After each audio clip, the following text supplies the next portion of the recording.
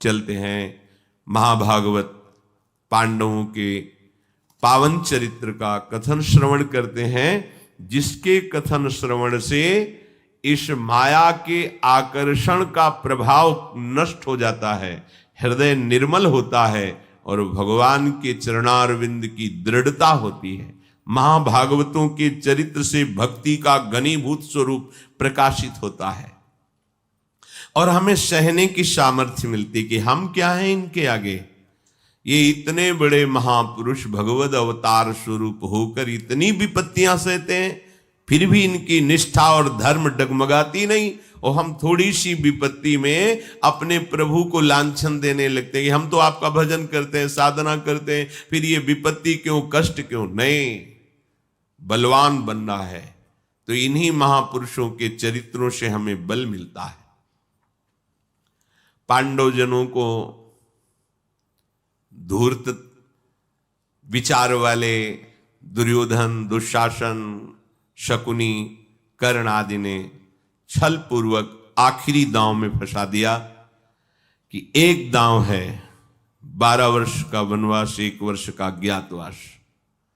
यदि आप जीत जाते हैं तो हम जाएंगे शकुनी के सहित, हम कौरव 12 वर्ष का वनवास, 1 वर्ष का ज्ञातवास। अगर आप हार जाते हैं तो आपको जाना पड़ेगा। महाराज धृतराष्ट्र का आदेश है कि आप खेलिए। उनको पता था कि ये धूर्तता में सिद्ध है शकुनी, उसके पास से सिद्ध थे बहुत। वो प्रमाण खुद कहता कि मेरे जैसा द्वित कीड़ा का विद्वान पूरे विश्व में कोई नहीं, और नहीं था। पाशा डाला, उसी के पक्ष में हुआ। 12 वर्ष का वनवास, 1 वर्ष का ज्ञातवास पांडवों को। पांडवों ने माता कुंती को विदुर जी के समीप उनके घर में रखा, द्रौपदी को साथ लिया, मृग चर्म धारण किया, पीछे चर्चा हो रही है, और हस्तिनापुर से बाहर हुए। समस्त नगरवासी जो हस्तिनापुर के थे सब ये सुनकर कि पांडवों को वनवास हुआ है, एकत्रित हो गए। मार्ग में घेर लिया लाखों लोगों ने और रोना प्रारंभ किया। हस्तिनापुर में पापाचरण बढ़ रहा है। उसी में भीष्म, विदुर, द्रोण, कृपाचार्य ये सब हैं, पर कोई उस पापाचरण को रोक नहीं पाया। हमारा समस्त कुल, हमारा धर्म अब सुरक्षित नहीं है। जहां ऐसे धर्मात्मा धर्मराज को वनवास दिया जा रहा है वहां हम नहीं रह सकते। जहां पापात्मा दुर्योधन, निर्लज्ज दुशासन, कपटी शकुनी ऐसे की सम्मति से राज्य शासन हो रहा है, वहां हमारी प्रजा कैसे सुरक्षित रह सकती है। पापियों के साथ रहने से पापियों की ही गति प्राप्त होती है। पापाचारियों का मित्र भाव स्वीकार करना जीवन को नरक में पहुंचाना है। हर चरित्र में शिक्षा है। महाराज युधिष्ठिर से हस्तिनापुर के इंद्रप्रस्थ नगर के सब प्रजाजन कह रहे हैं, पापाचारियों का संग पापाचारियों की गति को ही प्राप्त कराता है। हम लोग आपकी आज्ञा से अपने धर्म और आचार का पालन कर रहे थे। अब जब आप जा रहे हैं तो ऐसे पापियों के शासन में हम नहीं जीना चाहते। जहां का राजा धृतराष्ट्र है जो अपने पुत्र मोह से ग्रसित है, जहां का कार्यभार दुर्योधन संभाल रहा है, वो नहीं के बराबर है, अर्थात सर्वनाश निश्चित है। हम सब वहीं चलेंगे जहां हमारे पांडव महाराज युधिष्ठिर रहेंगे। जितेंद्री, शत्रुविजयी, दयालु, धर्मात्मा, लज्जाशील, यशस्वी, सदाचारण परायण ऐसे को छोड़कर मैं इस हस्तिनापुर में नहीं रहना चाहता। सब पूर्ववासी पांडवों को घेर लिया और हाथ जोड़ करके बोले, आप लोगों का परम कल्याण हो। आप जैसी परिस्थिति में रहेंगे वैसे हम भी रहेंगे। हम आपको नहीं छोड़ सकते। पुण्यात्मा साधु पुरुषों का यदि संग किया जाए तो बिना साधना के ही परम पद की प्राप्ति हो जाती है। पापाचारियों का संग निश्चित दुर्गति, और यदि पुण्यात्मा साधु पुरुषों का संग किया जाए तो निश्चित परम कल्याण, परम पद की प्राप्ति हो जाती है। हमें बचा लो पापी जनों के संग से महाराज युधिष्ठिर, हम हस्तिनापुर में नहीं रहना चाहते। यदि पापाचारियों का दर्शन हो और उनका संभाषण हो और कहीं उनका स्पर्श प्राप्त हो जाए तो समस्त पुण्यों का नाश हो जाता है और बुद्धि भ्रष्ट हो जाती है। वो कैसे सुखी रह सकता है? नीच पुरुषों का संग करने से बुद्धि जैसी नष्ट होती है वैसी और किसी में नहीं। यदि मध्यम पुरुषों का संग किया जाए तो बुद्धि उन्नतिशील नहीं होती, पर अगर श्रेष्ठ पुरुषों का संग किया जाए तो उत्तरोत्तर बुद्धि बढ़ती हुई भगवान में स्थित हो जाती है। इसलिए हम आपसे प्रार्थना करते हैं कि आप जहां वनवास में रहेंगे वही हम रहेंगे। युधिष्ठिर जी ने हाथ जोड़ा और कहा, आपके विचार धर्म युक्त हैं, हम धन्य हैं कि हमारी ऐसी प्रजा है। आप प्रजावर्ग हमें इतना प्रेम करते हैं और इतना धर्म से प्रेम करते हैं, हमें बहुत सुख हुआ आपकी वाणी सुनकर। पर हम आपसे हाथ जोड़कर निवेदन करते हैं कि इस समय हम आपकी सेवा करने में असमर्थ हैं। हमारे ही खाने का ठिकाना नहीं, फिर हम आपको भोजन कहां से पवा पाएंगे? आप लौट जाइए। आप लोग बहुत दूर आ गए हैं। अगर आप मुझे अपना मानते हैं तो मैं अपनी शपथ दिला के कहता हूं कि आप वापस चले जाइए और इंतजार कीजिए। 13 वर्ष पूर्ण होने के बाद हम आपके दर्शन करेंगे और आपकी सेवा करेंगे। धर्मराज के द्वारा इस प्रकार शपथ पूर्वक अनुरोध किए जाने पर सब प्रजाजन हाहाकार करने लगे, हा महाराज, हम आपके बिना कैसे जीवित रहेंगे? किंतु महाराज युधिष्ठिर की आज्ञा टालने में कोई समर्थ नहीं था। सबने शिरोधार्य किया और पांडवों को दाहिने करते हुए नगर को वापस आ गए। पूर्ववासियों के लौट जाने पर पांडवगण गंगा जी का किनारा पकड़ा और फिर प्रमाण कोटि नामक महान वट के समीप गए। संध्या होते होते उस विशाल वन में वट वृक्ष के नीचे पहुंचकर पांडवों ने वहां सरोवर में आचमन आदि किया, जल पिया और फिर वहां रात व्यतीत की। दुख से पीड़ित हुए पांचों पांडव रात में केवल जल पीकर ही रहे। सहस्त्रों ब्रह्म ऋषि उनके साथ थे, जो पांडवों के प्रेम के कारण जब ये सुना कि पांडवों को वनवास हुआ है तो दूर दूर से हजारों ब्रह्म ऋषि पधारे। ये खास बात है। सुत दारा धन लक्ष्मी तो पापी के घर होए। ये जो ऋषि जन आए ना, ये सबसे बड़ी बात है।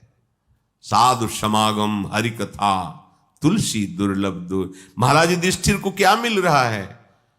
अलग अलग गुफाओं में, पहाड़ों में, वनों में जो तपस्या करने वाले ब्रह्म ऋषि जब सुना कि धर्मराज युधिष्ठिर को छल से जुए में हरा दिया गया और 12 वर्ष का वनवास, 1 वर्ष का अज्ञातवास, तो सहस्त्रों जगह से ऋषि मुनि एकत्रित होकर महाराज युधिष्ठिर के संग चल दिए। कोई अग्निहोत्री ऋषि है, कोई निरग्नि है, वेदों का स्वाध्याय करने वाले दिव्य ऋषियों से घिरे हुए महाराज युधिष्ठिर की बड़ी शोभा हो रही, जैसे वेदों से घिरे हुए साक्षात ब्रह्मा जी। अब संध्याकालीन नैसर्गिक शोभा से रमणीय वन, पर वो बड़ा भयावना था। सब ऋषि जनों ने मंत्रानुष्ठान कर रहे, मध्य में पांडव विराजमान हैं। जब रात बीती, प्रातः काल भगवान सूर्य प्रकट हुए, सबने संध्या वंदन आदि किया। आगे पांडव बढ़ना चाहते थे, सब ऋषि साथ हो गए। महाराज युधिष्ठिर ने कहा, आप सबसे प्रार्थना है, आप सब जानते हैं हमारा राज्य, हमारी लक्ष्मी सर्वस्व अपहरण कर लिया गया है। हम आप सबके लिए फल मूल का भी आहार नहीं संग्रह कर पाएंगे शास्त्रों की संख्या में। बस आप लोगों को दुखी या कष्ट युक्त देख करके हम और कष्ट पाएंगे, इसलिए हमें आप कृपा करके छोड़ दीजिए और आप सब अपने अपने आश्रमों में जाकर सुखपूर्वक रहिए। ऋषियों ने कहा आपकी जो गति होगी वो गति हम भी प्राप्त करेंगे। हम वनवासी हैं, कोई महलों में नहीं रहे कि हमें कष्ट होगा, और हम धर्म पर दृष्टि रखने वाले हैं और तुम धर्मात्मा हो, इसलिए तुम ये कभी मत कहो कि हमसे दूर चले जाओ। युधिष्ठिर जी हाथ जोड़कर प्रणाम करते हुए कहा कि ये मेरे अहोभाग्य हैं कि आप सब ऋषिजन इतना प्रेम करते हैं, पर आपका यहां रहना मुझे बहुत दुख दे रहा है, क्योंकि फल मूल जो आपकी सेवा के लिए चाहिए इस वन में पर्याप्त है नहीं। इतनी संख्या में आप हैं कि हम लोग व्यवस्था नहीं कर सकते, आपको भूखा नहीं देख सकते। अगर हम व्यवस्था करने के लिए आदेश करें तो मेरे भाई निरुत्साहित हैं, क्योंकि बहुत दुख पा चुके हैं। द्रौपदी भी बहुत खिन्न है, क्योंकि भारी अपमान प्राप्त हुआ है। ब्रह्म ऋषियों ने कहा आपके हृदय में जो पालन पोषण की चिंता है ना, इसी से हम सुखी हैं। हम कितने ऐसे हैं कि वायु पीकर ही केवल रह लेंगे। आप हमारी व्यवस्था की चिंता मत करो, जो हम कंदमूल फल पाने वाले हैं वो कंदमूल फल स्वयं व्यवस्था कर लेंगे, केवल आप आदेश करो कि हम आपके साथ रहें। महाराज युधिष्ठिर ने कहा हमारे होते हुए आप अपने आहार की स्वयं व्यवस्था करके हमारे साथ रहें, ऐसा हम अपराध नहीं कर सकते। हमारा धर्म है आप महात्माओं की व्यवस्था करना। आपको कष्ट देख करके, कष्ट युक्त देख करके हमें तो और कष्ट मिलेगा, इसलिए आप कृपा करें। महाराज युधिष्ठिर शोक मग्न होकर के ग्रीवा झुका ली, क्योंकि ऐसे ऋषियों को जवाब देना पड़ रहा है कि हम व्यवस्था नहीं कर सकते। शोक से शास्त्रों, भय के सैकड़ों स्थान हैं, परंतु आज मैं जितना दुखी हूं उतना किसी कष्ट से दुखी नहीं हुआ। युधिष्ठिर जी कह रहे हैं आप सब विरक्त भगवत प्रेमी महात्माओं से मुझे यह कहना पड़ रहा है कि जाओ, हम आपकी व्यवस्था नहीं कर पाएंगे। पूर्व काल में राजा जनक के अंतःकरण में जो दिव्य ज्ञान स्थित था, उन ब्रह्म ऋषियों ने महाराज युधिष्ठिर को सुनाया कि आप शोक मत करो। आप इन बातों को लेकर के जो अंदर शोकित हो रहे हैं ठीक नहीं है। देखो, मनोदेह समुत्थाभ्याम दुखाभ्याम अर्दितम जगत तयोर्व्यास समासाभ्याम समोपाय मिमम शृणु। हे युधिष्ठिर, ये सारा जगत शारीरिक दुख और मानसिक दुख से सदैव पीड़ित रहता है। ऋषियों की वाणी ध्यान से सुनो। ये सारा जगत, सारा का मतलब सारा जगत, भगत नहीं, जो प्रभु का भगत है वो नहीं, जगत जो इस शरीर और शरीर की भोग सामग्री और उनकी भोग क्रिया इसी में आसक्त है। कोई भी ऐसा इस सृष्टि में नहीं है जो शारीरिक और मानसिक दुख से युक्त ना हो। सर्वज्ञाता ऋषि जन कह रहे हैं मनोदेह समुत्थाभ्याम दुखाभ्याम मर्दितम जगत। मानसिक और शारीरिक दुख से इस माया ने सारे जगत का मर्दन कर दिया है। कोई ऐसा नहीं है कि शारीरिक दुख नहीं, मानसिक दुख नहीं।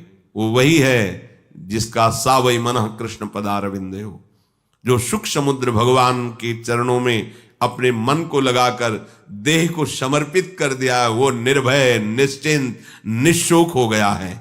नहीं तो मनोदेह समुत्थाभ्याम दुखाभ्याम मर्दितम जगत, पूरे जगत को रौंद रही माया मानसिक दुख और शारीरिक दुख से।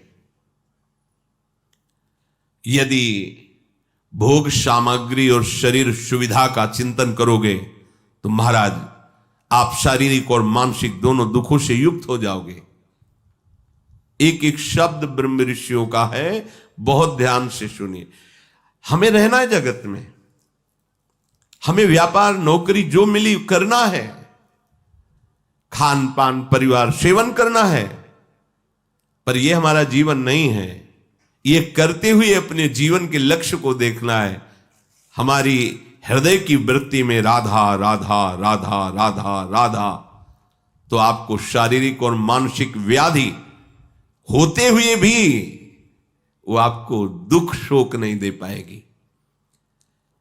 ये रोग, ये अपनी घटना, बहुत परिश्रम करके थकित हो जाना, वस्तुओं का व्यक्तियों का वियोग होना, ये 4 घटनाएं किसी को नहीं बख्शती हैं। व्याधे रनिष्ठ संस्पर्शात क्षमादृष्टो विवर्जनात् दुखम चतुर्भी शारीरम कारणै संप्रवर्तते। ये 4 बातें किसी को नहीं बख्शती हैं। रोग बड़े बड़े महापुरुषों को भी हुआ है। भाई जी की महाराज के उदर में कैंसर था, भयंकर पीड़ा।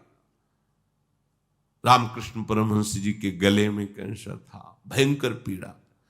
बड़े बड़े महापुरुषों के जीवन में देखा गया बड़ी बड़ी व्याधियां। अपरी घटना, पहला है रोग, दूसरा अपरी घटना की प्राप्ति, और तीसरा परिश्रम से थकित होकर होना, और चौथा है प्रिय वस्तु और व्यक्ति का वियोग होना। ये 4 बातें सबको प्राप्त होती है। अगर इन 4 का प्रतिकार करना कोई चाहता है, बहुत ध्यान से सुनना, तदा तत्प्रतिकाराच सततम चाविन चिंतनात् आधि व्याधि प्रशमनम क्रियायोग द्वयेन तु। यदि इन 4 के आगमन सबके ऊपर होगा इनका, लेकिन यदि बचना चाहते हो तो इनका चिंतन ना होने पावे, ये खास बात है। व्याधि अर्थात रोग भी होगा और अपनी घटनाएं भी जीवन में आएंगी। विपत्ति, संकट, अपमान, प्रतिकूलता, हार, परास्त होना, यह भी आएगा। बहुत कभी कभी श्रम से थकित हो जाना पड़ेगा, और प्रिय वस्तु और व्यक्तियों का वियोग होगा, सबके होता है। देखो कहां करुणा में भगवान और कहां बिना पादुका के वनवास, थकित श्रमित हो जाते हैं प्रभु चलते चलते। कहां सुकोमल जानकी जी जो महलों में, जहां सुंदर कोमल कोमल गद्दे बिछे हुए हैं, उसके ऊपर पुष्पों के पावड़े पड़े हैं। जनक नंदिनी चक्रवर्ती सम्राट महाराज दशरथ जी की बहू हैं, भगवान की प्रिया हैं, नंगे पैर दंडकारण्य आदि वनों में विहरण करना। बड़े कोई भी भगवान ने भी उतार लिया तो ये सब प्रिय का वियोग, चाहे वस्तु हो व्यक्ति हो, और भारी संकट विपत्ति का आगमन, शरीर रोग से ग्रसित हो जाना और शरीर का श्रमित होकर के बेहाल हो जाना, ये सब इस संसार में 4 बातें प्राप्त होती है। लेकिन इन 4 का प्रतिकार करने का एक उपाय है, इनका चिंतन ना बने। कैसे चिंतन? एक एक चित्तवृत्ति यदि भगवान के चिंतन में लगी है, बच जाओगे। इनका प्रभाव आपको प्रभावित नहीं कर पाए। एक ही उपाय है, भगवत चिंतन। भगवत चिंतन है तो ऐसे ही सब निकलता चला जाएगा और आप परमानंद में डूब जाएंगे। यही बलराम ब्रजवासी ने एक बार बताया था कि उनके परिचय के पड़ोस में रहते, पर उनके गुरुजी ने उनको नियम दिया था भजन का, इतना भजन करना ही है। बड़े भाग्यशाली होते हैं जो गुरु प्रदत्त नियम पर दृढ़ रहते हैं। नहीं 2-4 दिन माला घुमाई फिर मनमानी शुरू हो जाता है। गुरु प्रदत्त नियम आजीवन प्राणपन से निर्वाह करना चाहिए। तो प्रातः काल से वो अपने गुरु का नियम जप का कर रहे थे, और उनका पुत्र कहीं बाहर गया हुआ था, तो रास्ते में किसी हेतु से उसके प्राण निकल गए। सूचना ही, वो जप में बैठे थे कि आपका पुत्र पधार गया, मथुरा मार्ग में ही उसका शव है। तो उन्होंने आचमन किया और कहा अगर आप कर सकते हो तो उसको उठा के लाइए और इस श्मशान तक ले जाइए, हमारा जब पूरा हो जाएगा तो हम आ जाएंगे। एकदम जैसे कोई बाहरी क्रिया हो, अच्छा पुत्र मर गया, मारा छोड़ दिया, चल।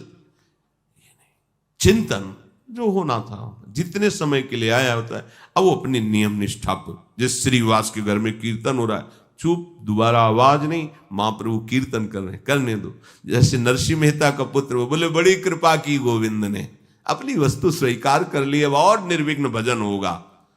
कोई भी आधि व्याधि विपत्ति ये तभी प्रभाव करती जब हम उधर चिंतन करते हैं। इसलिए भगवान आदेश करते हैं अनन्यस चिंतयन्तो माम, मेरा केवल चिंतन करो। ये बड़ी खास बात है।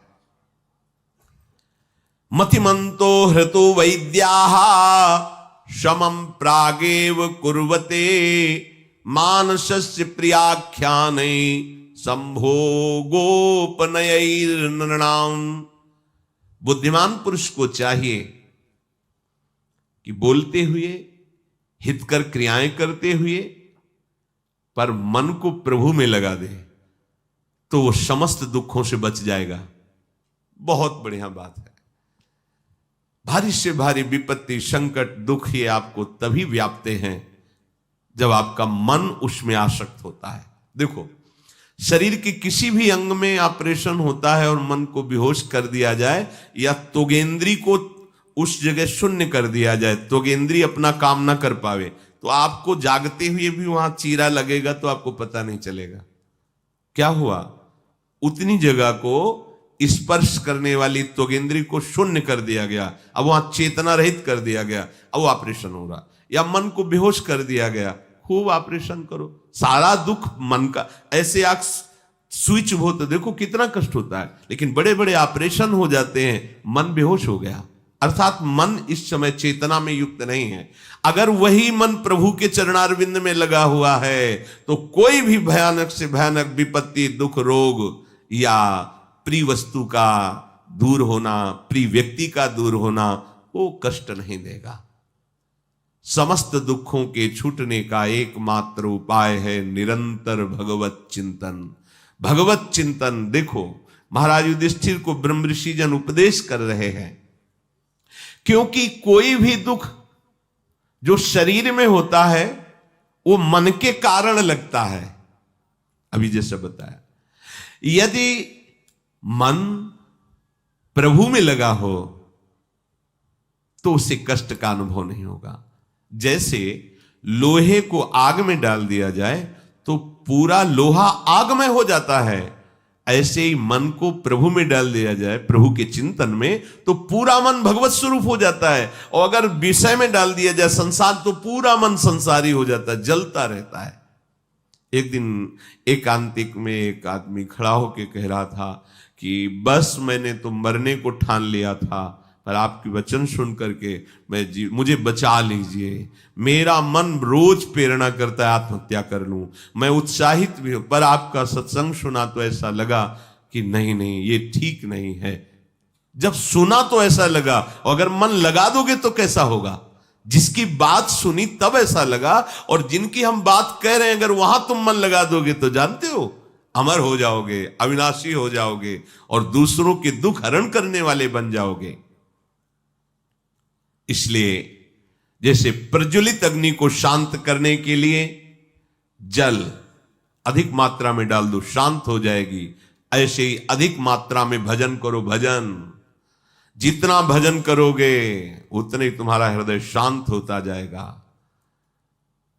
काम पावक को पानी, कामना रूपी अग्नि को शांत करने के लिए जल का काम करता है। प्रभु का लीला गुणगान, प्रभु का नाम जप, प्रभु का नाम कीर्तन। मन दुख चिंतन करता है तब शरीर का दुख हावी हो जाता है। इसलिए मन के दुख का मूल कारण है चिंतन। संसार की आसक्ति है चिंतन का कारण। शरीर दुख का मूल कारण मन, मन के दुख का मूल कारण उसका चिंतन, चिंतन के मूल कारण आसक्ति, स्नेह, संबंध। अभी कोई सूचना दे कि 10 लोग वहां अमुक देश में मारे गए, वो क्या मतलब, काहे को बातें, सत्संग चल रहा है ऐसी बात करते हो, लेकिन बता दे उसमें तुम्हारा अमुक रिश्तेदार था, अमुक पुत्र। अब नहीं सत्संग सुहाई देगा, क्योंकि स्नेह हमारा उससे, हमारी आसक्ति है, हमारा संबंध है। बड़ी सुंदर बात है। शरीर दुख का कारण मन, और मन दुख का कारण चिंतन, और चिंतन का मूल कारण स्नेह, आसक्ति, संबंध। अगर यही स्नेह, यही आसक्ति, यही संबंध प्रियालाल से हो जाए तो जड़ ही खत्म हो गई, दुख की जड़ खत्म हो गई। दुख की जड़ क्या है? स्नेह, आसक्ति, संबंध। और सुख की जड़ क्या है? स्नेह, संबंध, आसक्ति। यही जब संसार की तरफ लगी तो दुख का मूल हो गया, और यही जब प्रभु की तरफ लगी तो सुख का मूल हो गया। दुख का मूल कारण आसक्ति। इसी से हर्ष होता है। हमारे लड़के का ब्याह हो रहा है, हमको इतने रुपए मिल गए हैं, हमें अमुक पद मिल गया, हर्ष होता है। और हर्ष का प्रत्येक परिणाम, प्रत्येक हर्ष का परिणाम शोक, क्योंकि ये द्वंद्व है। जैसे रात और दिन, तो प्रत्येक रात्रि का परिणाम दिन है, प्रत्येक दिन का परिणाम रात्रि है, आएगी आएगी। ऐसे ही हर्षित मत हो। पद में, प्रतिष्ठा में, संपत्ति में, व्यक्ति में जो आपको प्राप्ति पर हर्ष होता है तो शोक भोगना पड़ेगा। इन सब की प्राप्ति आसक्ति के कारण होती है। आसक्ति में विषयों के प्रति इतनी प्रियता हो जाती है, व्यक्तियों के प्रति इतनी प्रियता हो जाती है कि ऐसा लगता है मैं इनके बिना जी नहीं सकता। यही सबसे बड़ी माया का बंधन है। बहुत सुंदर बात है। हमें किसी ने बांधा नहीं, हमने अपने आप को बंधा है। हम आपके बिना जी नहीं सकते, हम इस वस्तु के बिना नहीं जी सकते, आदि आदि। अरे अहो भाग्य है जब आप बोलो हम प्रियालाल के भजन के बिना नहीं जी सकते। ये कहां बोला जाता है? अब हम जी नहीं सकते प्रियाजू के बिना, अब हम वृंदावन के बिना जी नहीं सकते। खंड खंड हो जाए तन, अंग अंग सत टूक, वृंदावन ने छाड़ियो छाड़ियो है बड़ी ये आसक्ति। अब कुछ भी हो जाए प्रियालाल का विस्मरण नहीं होने देंगे। जैसे खोखले में लगी हुई आग संपूर्ण वृक्ष को जलाकर भस्म कर देती है, इसी प्रकार हृदय में विषयों का चिंतन संपूर्ण जीवन को नष्ट कर देता है। बड़ी अमृतमयी बात। जैसे वृक्ष के खोखले में आग लग गई तो पूरा वृक्ष भस्म हो जाता है, ऐसे हृदय में, खोखला शब्द इसलिए कहा गया कि वो बीच में होता है, ऐसे ही हृदय में जब तुम विषय चिंतन करते हो, भगवत चिंतन बिल्कुल नहीं करते तो सर्वनाश हो जाता है। वो जलाकर राख कर देता है तुम्हारे सुकृतों के, तुम्हारे सुख को, शांति को। और सब इसी में लगे हैं, चाहते हैं सुख, शांति, आनंद, पर करते वही है जिससे आनंद नष्ट हो जाए, सुख नष्ट हो जाए, शांति नष्ट हो जाए। कैसी मूढ़ता छा गई है। विषयों के प्राप्त ना होने पर अपने को त्यागी कहना त्याग नहीं कहलाता। ब्रह्म ऋषि जन उपदेश कर रहे हैं युधिष्ठिर को।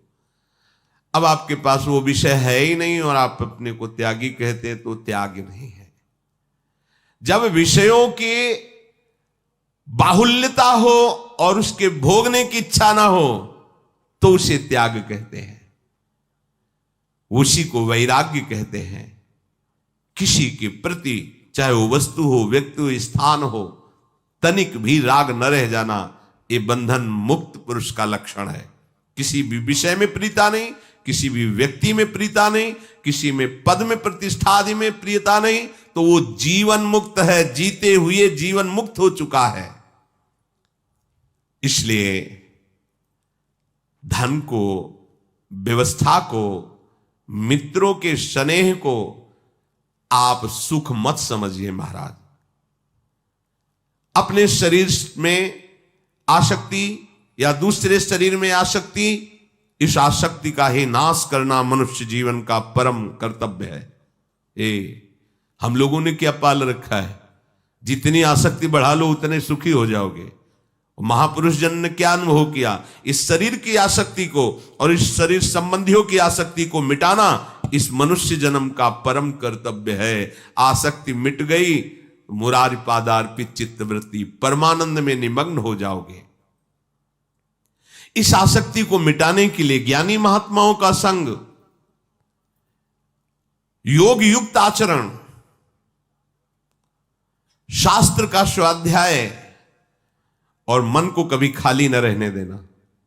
खाली रहने दोगे, शैतान है पटक देगा। एक शिष्य ने भूत सिद्ध किया, भूत बड़ा बलशाली हुआ आया, बोला काम बताओ, अमुक काम, क्षण में कर देता। उसने कहा काम अगर नहीं बताओगे तो हम तुम्हें उठा के पटक देंगे। और वो अपने गुरुजी के पास गए, बोले महाराज हमने भूत सिद्ध किया, और वो कहता काम बताओ नहीं तो हम तुम्हें मार देंगे, पटक देंगे। और कितना जो काम बताओ क्षण में कराता है, बड़ा बलवान है। हाँ ठीक है, एक डंडा गाड़ो बांस से बल्ली और उससे को चढ़ो उतरो इसी में, जब और कोई काम होगा तो बता देंगे तुम्हारे पास यही काम है। ये मन भूत है और ये काम चाहता है काम, और चाहे जिस काम में लगा दो चट्टे उससे उब जाता है, दूसरा नया चाहता है, नया भोग चाहता है। नहीं दोगे तो मार देगा तुम्हें, ऐसी व्यथा पैदा कर देगा। अब क्या करें? तो एक उपाय है, मम पद मन ही बांध बर डोरी। वो लंबी जो बल्ली सुदृढ़ है ना, वो भगवान के चरणारविंद, भगवान का नाम, चढ़ो उतर इसमें, राधा राधा राधा राधा। जब कोई काम होगा तो बता देंगे, चढ़ो इसमें राधा राधा राधा। ये भूत है, 5 भूतों का सहारा लेकर ये महाभूत जो है ना मन, ये सबकी दुर्गति कर रहा है और राह से कोई जान नहीं रहा है। अरे इसको काम में लगाओ, नहीं मार देगा तुम्हें। खाली मत रखो। कौन सा काम? राधा राधा राधा राधा। शरीर से चेष्टाएं करो और मन से भगवत चिंतन करते रहो। राग के वशीभूत होकर पुरुष जब आकृष्ट होकर काम भोग में उतरता है तो होता उसे महादुख है, पर वो तृष्णा के कारण उसे सुख समझता है, घृणित। धीरे धीरे उसमें सुख ना मिलने के कारण वो नए नए शरीरों की खोज करता है। ब्रह्म ऋषियों के वाक्य हैं, वैसे ही हो रहा है जैसा अनुभव में महापुरुष जन वर्णन करते हैं। अब वो पापिष्ठ पद प्राप्त करता है। पापिष्ठ, पापी, पवित्र संबंधों को भी दूषित कर देता है। उसके अंदर ये ज्ञान नहीं रह जाता। पशु, जैसे पशु को पता नहीं कि ये मां है कि ये बहन है कि ये क्या है, ऐसे ही पापिष्ठ पुरुष की बुद्धि इतनी निकृष्ट होती है कि पवित्र संबंधों को भी वो दूषित कर देता है। उसके द्वारा अब केवल अधर्म ही अधर्म होता है। वो अत्यंत भयंकर पाप बंधन में डालने वाला होता है। किसी ने प्रश्न किया था कि पाप और दुराचार करने वालों को भी पूजा पाठ करते देखा गया है, तो क्या उनको भगवान की प्राप्ति नहीं होगी?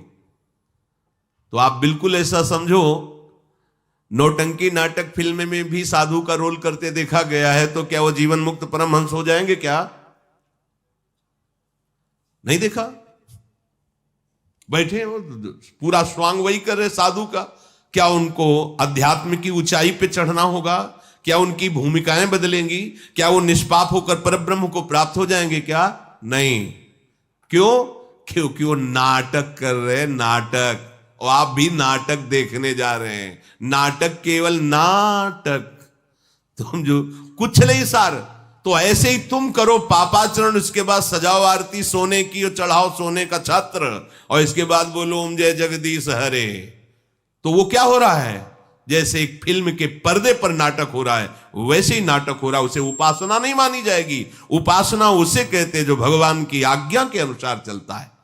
भगवान ने शास्त्रों में यही, वही मेरा सेवक है, वही मेरा प्रिय है जो मेरा अनुशासन माने, मेरी आज्ञा के अनुसार। भगवान की आज्ञा का उल्लंघन करके पापाचरण करो और उस पापाचरण से कमाए हुए धन से स्वर्ण का मंदिर बना लो, स्वर्ण का सिंहासन बना लो और खूब वैभव विस्तार सेवा का करो। वो सेवा कैसी होगी हम नहीं कह रहे, भगवान कपिल देव जी कह रहे हैं। आप भागवत उठा के देख लीजिए। कह रहे हैं, हे माता, जो बाहर के प्राणियों से द्रोह करता है, अन्य को दुख पहुंचाता है और मेरे श्री विग्रह की अच्छी अच्छी पदार्थों से सेवा करता है, उसकी सेवा शब्द देखो स्वांग मात्र है, जैसे राख में किया हुआ हवन। तो नाटक में स्वांग ही तो होता है, वो स्वांग ही है। उसे पूजा मत मान लेना। पूजा तभी होगी जब भगवान की आज्ञा के अनुसार तुम्हारा जीवन होगा, धर्म के अनुसार तुम चलोगे। तो ये खोटी बुद्धि वाले मनुष्य पापाचरण त्यागते नहीं हैं। अब ये धीरे धीरे इतने कमजोर हो जाते हैं कि भयानक प्राण नाशक स्थिति आ जाती है। अब तृष्णा और पाप मिलकर उसे नई योनि के लिए फिर वही जीवन, फिर कब तक? इसलिए अनाद्यंता तुषा तृष्णा अंतर्देह गता नृणाम विनाशयति भूतानि अयो निज इवानलः। अब वो जिस योनि में जाता है तो जैसे भीतर आग रखी हो धीरे धीरे बढ़ती चली जाती, जला के राख कर देती है, ऐसे ही तृष्णा भोगों की भयानक पापाचरण में अगला भी फिर बस यही पुनरपि जननम पुनरपि मरणम पुनरपि जननी जठरे शयनम। जैसे काष्ठ अपने से उत्पन्न हुई आग से जलकर भस्म हो जाता है, उसी प्रकार जिसका मन विषयों का चिंतन करता है, शरीर से मनमानी आचरण होते हैं, वो अपने द्वारा ही अपना सर्वनाश कर लेता है।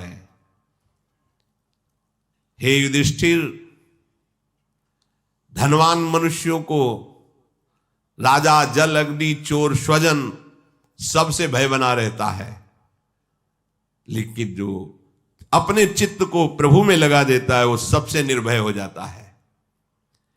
कितने ही मनुष्य अपने जीवन का लक्ष्य केवल अर्थ बना लेते हैं, बस रुपया। कैसी बुद्धि मारी गई है। अरे बावरे, ये अर्थ है, किस काम में आएगा? सो धन धन्य प्रथम गति जाकी। गौ सेवा, साधु सेवा, भगवत सेवा, जन सेवा। कोई गरीब बीमार है उसकी इसमें लगाओ, तुम्हारा जीवन पवित्र हो जाएगा, तुम्हारी बुद्धि पवित्र हो जाएगी, और स्वयं सुंदर सुंदर भोग बना के ठाकुर जी को पवाओ, पाओ। ये जीवन काहे के लिए है? कुछ प्राणी ऐसे होते हैं जिनको अर्थ ही प्रदान हो जाता है, धन। अब वो ना अपने में खर्चा कर सकते हैं, ना वो देवता सेवा में, ना गौ सेवा में, किसी में नहीं। बैंक बैलेंस में कितने हो गए, संख्या में जीते हैं वो, कितने हो गए, इतने, अच्छा अब और आगे, और मरेंगे तो संख्या भी हुई। अच्छा, कोई भोगने वाला भी ले संख्या। अच्छा, ऐसे लोगों के भोगने वाले ऐसे होते हैं जो बहुत बर्बाद करते हैं, व्यर्थ का जीवन। कैसी बुद्धि मारी गई है। अर्थ के द्वारा उनके जीवन में अनर्थ ही अनर्थ रहता है। इसलिए महाराज, आप ऐसा मत सोचें कि आपके पास अर्थ नहीं तो हम ब्रह्म ऋषि दूर हो जाएं। कृपणता, घमंड, अभिमान, भय, उद्वेग, घबराहट और दुर्गति, ये अर्थ प्रधान बुद्धि में प्रकट होते हैं। ब्रह्म ऋषियों ने अनुभव किया कृपणता, ये बड़ी कृपणता प्रकट करता। कोई हिम्मत वाला होता है, अर्थ का सदुपयोग, सो धन धन्य प्रथम गति जाकी। भगवत सेवा में, साधु सेवा में देखो कैसे कैसे भाग्यशाली जन है। 4 घंटे बिहारी जी बैठते फूल बंगला, 10 लाख का, धन्य है उसका जीवन में, कमाया धर्म पूर्वक। लाडले ठाकुर 4 घंटे फूल बंगला में बैठे, राधा वल्लभ लाल जी फूल बंगला में बैठे, दर्शन तो कृतार्थता। कोई बीमार है उसकी सेवा में लगा दिया, कोई भूखा है उसको पवा दिया, यही सार्थकता है मनुष्य जीवन की। पर जिसका अर्थ प्रधान जीवन होता है उसमें कृपणता, घमंड, अभिमान, भय और उद्वेग, चिंता, ये उसको प्राप्त होती है। अक्षरशः सत्य है, और वो परिणाम स्वरूप देहधारियों को महान दुख प्रदान करता है। जब अंतिम समय आता है ना ऐसे लोगों का, तो बोल तो पाते नहीं, चिंतन बैंक बैलेंस पे होता है कि इतना जमा था, अब क्या होगा, अब क्या, और उतने में प्राण निकले तो फिर सांप बनना पड़ता है, क्योंकि धन का चिंतन करने से योनि का निश्चय होता है। तो पहले जन्म में कंजूसी से जीवन व्यतीत किया, अब जो अगला जन्म मिला विषय विष है। कृपणता, घमंड, अभिमान, भय, उद्वेग और चिंता, ये धन उसको प्रदान करता है। धन के उपार्जन में, संरक्षण में, व्यय करने में बड़ा दुख ही दुख है यदि धर्म में ना लगाया जाए। धन के ही कारण ऐसी वृत्ति प्रकट हो जाती कि दूसरे की हिंसा कर देते हैं। ध्यान के त्याग में कोई उदार हृदय, पवित्र हृदय वाला ही होता है जो उसको धर्म में खर्चा कर सके। इसलिए महाराज, आप ये मत सोचिए कि आपका धन का अपहरण हो गया है तो आप किसी लायक नहीं हैं। यौवन, रूप, जीवन, रत्नों का संग्रह, ऐश्वर्य, प्रियजनों का एकत्र निवास, ये सब नाशवान है। महाराज, आपके पास जो वस्तु है वो और किसी के पास नहीं, अर्थात कौरवों के पास नहीं, आपके पास सत्य है, धर्म है, भगवान है। इसलिए आप ऐसी बातें ना करें। युधिष्ठिर ने कहा, ब्राह्मण, मैं कोई धन भोग के लिए नहीं चाहता हूं, मैं तो ये चाहता हूं कि आप ब्रह्म ऋषियों की सुखपूर्वक मैं सेवा कर सकूं, कोई लोभवश नहीं। महाराज, गृहस्थ का धर्म है, जिस गृहस्थ के यहां साधु महात्मा, अतिथि, पितर और पशु पक्षियों को हिस्सा नहीं दिया जाता, वो गृहस्थ धीरे धीरे नष्ट हो जाता है। देखो, पूर्व में हमने गांव में भी देखा है, घरों में जैसे पहली रोटी बनी तो गाय के लिए निकाल दी जाती, पहली नहीं दी जाएगी, पहली रोटी गाय के लिए, और फिर जो एक दूसरी रोटी बनी तो उसे कौवा चिड़ियों के लिए छत में फेंका जाता था।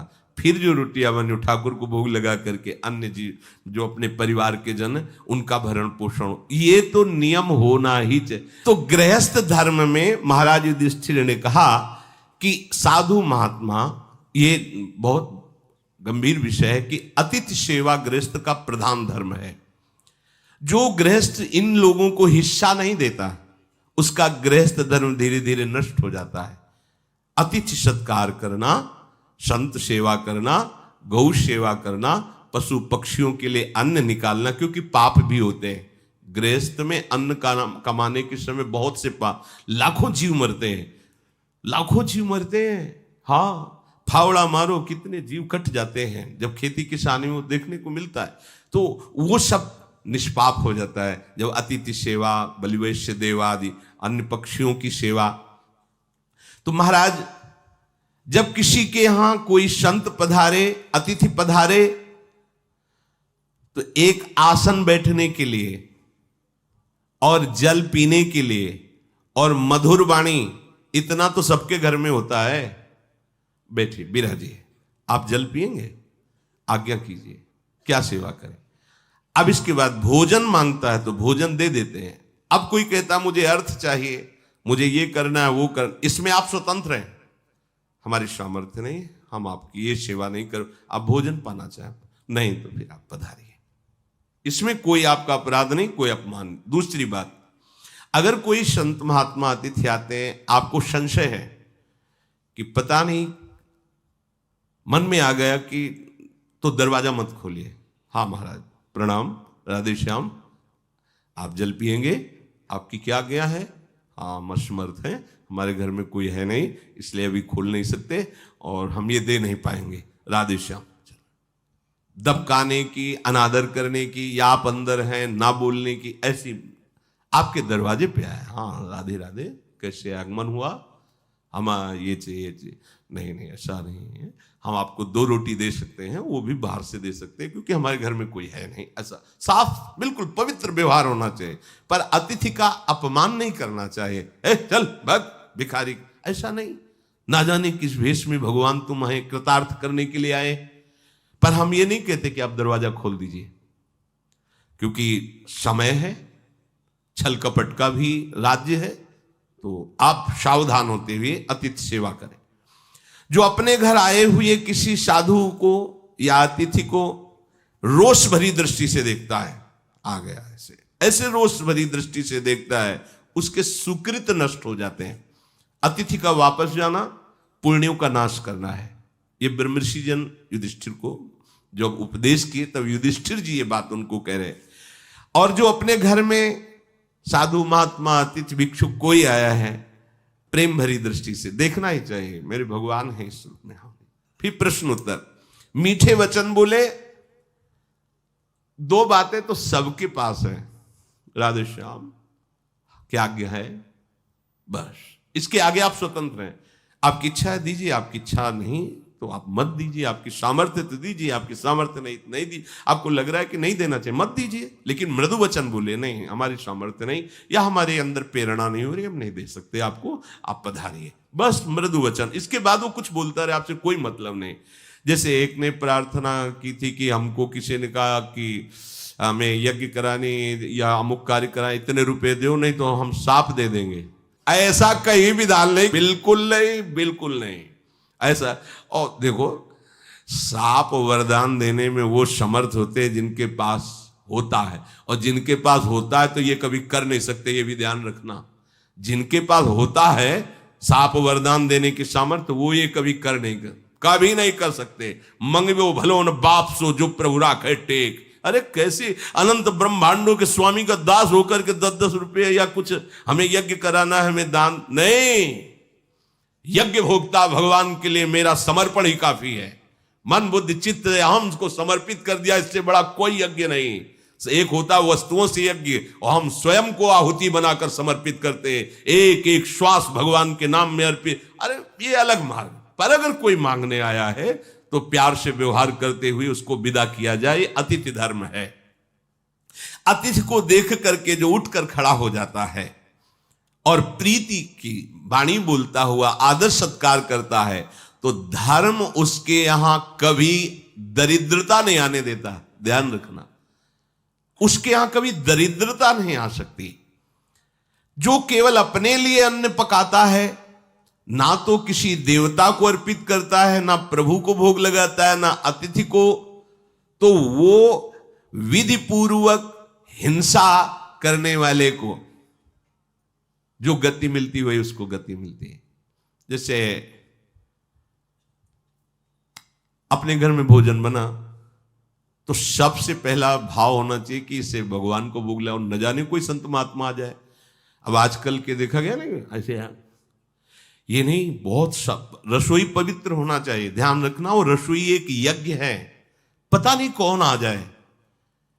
और एक बार जो घर का मालिक है या घर का मुखिया है, उसको एक बार दरवाजे पे जाना चाहिए भोजन पाने के पहले, देखना चाहिए कोई गाय, कोई कुत्ता आया, कोई संत महात्मा आया, कोई अतिथि, तो ऐसा नहीं देख के फिर प्रणाम कर। ये पद्धति है, इससे कभी दरिद्रता नहीं आएगी। जो हिंसात्मक वृत्ति का फल मिलता है, इनको काटा उनको, वही दंड उसको मिलता है। भगवान ने गीता में कहा जो अपने लिए भोजन बनाता है वो पाप खाता है, भगवान ने भी संकेत किया। तो देखो हम सब भगवान की सृष्टि में इतना तो करो ही, जो भोग बन रहा है वो पहले प्रभु के सामने, बहुत जल्दी है तो दिखाई दो ना, कि तुम्हें पवाने की तो श्रद्धा नहीं, पर देख तो लो महाराज, दृष्टि भोग लगा लो, ऐसे दिखा दिया अपना पाओ जाके, इतने में ही राजी हो जाएंगे हमारे प्रभु।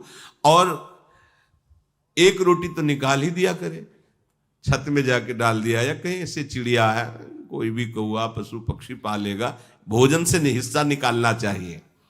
कुत्ते को, भूखे को, कौओं को, अन्य जीवों को ये वैश्य देव नामक महान यज्ञ कहा जाता है।